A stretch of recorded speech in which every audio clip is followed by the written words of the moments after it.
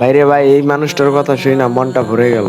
সবার যদি তার মতো মন মানসিকতা থাকতো তাহলে বাংলাদেশটা বদলাই যেত, তাহলে বাংলাদেশের এই অবস্থাটা হইতো না। ভিডিওটা আগে দেখুন। 2 টাকা গ্লাস পানি কিনে খেয়ে 5 টাকা লাগে প্রসব করতে, এটা আমাদের বাংলাদেশ।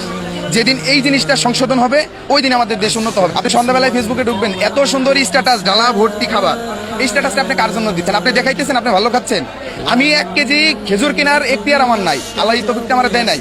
আপনি যে ডালা ভর্তি খাবারের স্ট্যাটাসটা দিলেন, ওটা দেখে আমার লোভ হইলে আপনি গুনাহগার, এটা কি আপনি ভাবতেছেন?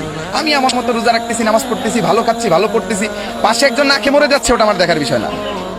ধর্মটাও এখন এমন হয়ে গেছে, ধর্মেও মানুষ এক একজন এক এক রকম মতবাদ দিচ্ছে, এক একজন এক এক রকম চলতেছে। রমজান মাস আমাদের কি শিক্ষা দেয়? আমি খাইছি, আপনি খাইছেন কিনা? হ্যাঁ, সংযমের যে শিক্ষাটা ওটাও এখন নাই। মুসলমান হিসাবে আপনি তোমার ভাই, আপনার খোঁজ খবর নেওয়াটা আমার দায়িত্ব। আপনি সন্ধ্যাবেলায় ফেসবুকে ঢুকবেন, এত সুন্দর স্ট্যাটাস, ডালা ভর্তি খাবার।